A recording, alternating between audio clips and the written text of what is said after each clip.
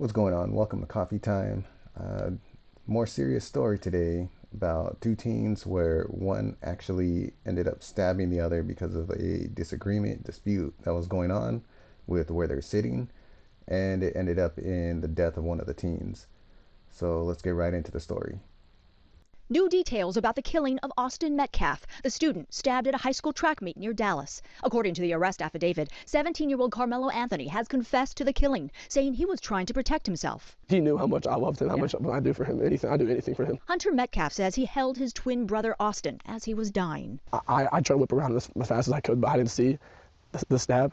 But then I look at my brother, and then I'm not going to talk about the rest. So. It happened at the district championship meet in Frisco. Hunter says his brother had asked Carmelo to move his seat because he was sitting under the wrong tent. A witness says Carmelo replied, "Touch me and see what happens." And when Austin grabbed him, Carmelo allegedly pulled a knife. They asked him to move, and when Austin grabbed his backpack to take it, he stabbed him in the chest and killed him. He's now charged with first-degree murder. Just because the kid was mad, my son is not here anymore, and I don't understand it. Austin is being remembered as an honors student with aspirations to play college football. Despite the shocking loss, Austin's father says he chooses forgiveness over anger. I forgive the other person because the forgiveness is not for him. The forgiveness is for me, so I can have peace. His life is destroyed. My life is destroyed. So after all that, the suspect is actually coming out saying that it's because of self-defense that he ended up stabbing the other teen and fatally wounding him with a stab wound through the heart.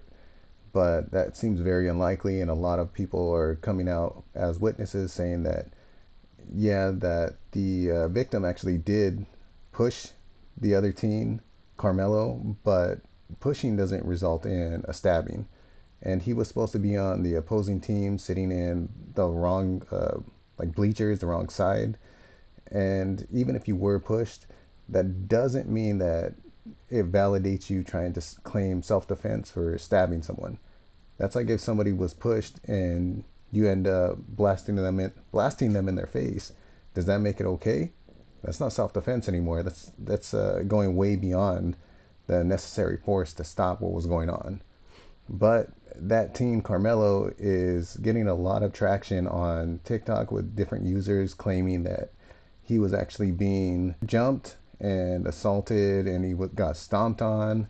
But when you actually see his mugshot, if he really was stomped on, he would not look that clean as he does. So let's actually take a look at one of those. Yeah, that doesn't look like the face of somebody that was jumped and stomped on. His face looks fine. If he was actually jumped in that situation, he would at least have some wounds on his face, especially if he was being kicked and stomped on like they say. But now he actually has a fundraiser. GoFundMe actually ended up canceling the GoFundMe that was set up for him. So now it's on GiveSendGo. And he's actually raised about $250,000 for his legal fees because people are saying that he was acting in self-defense, where there's enough witnesses showing that it wasn't self-defense. He took it a little bit too far. And he even admitted himself that he did it. So some of the TikToks that are actually coming out in his defense, here's just one of the random ones that pulled up. But there's a lot of them that are trending that are trying to say it was all self-defense.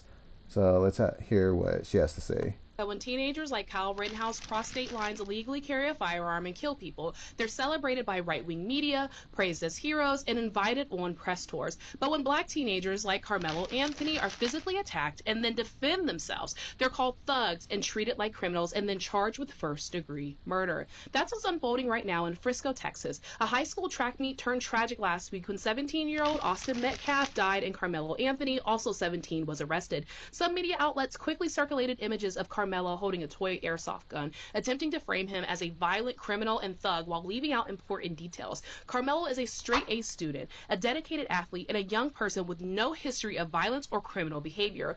Witnesses say he was physically attacked and acted in self-defense. Now he's facing a first-degree murder charge, the most severe possible, and many believe that his story deserves a full, fair, and honest review.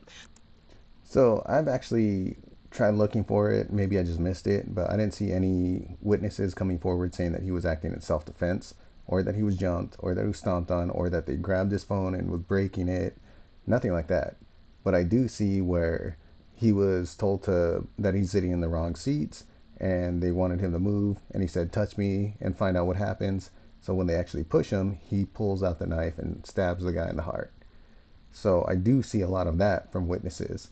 I don't see anything saying that he was jumped, and just like I showed his mugshot earlier, doesn't show that he was had any kind of wounds or anything where it would indicate that he was jumped.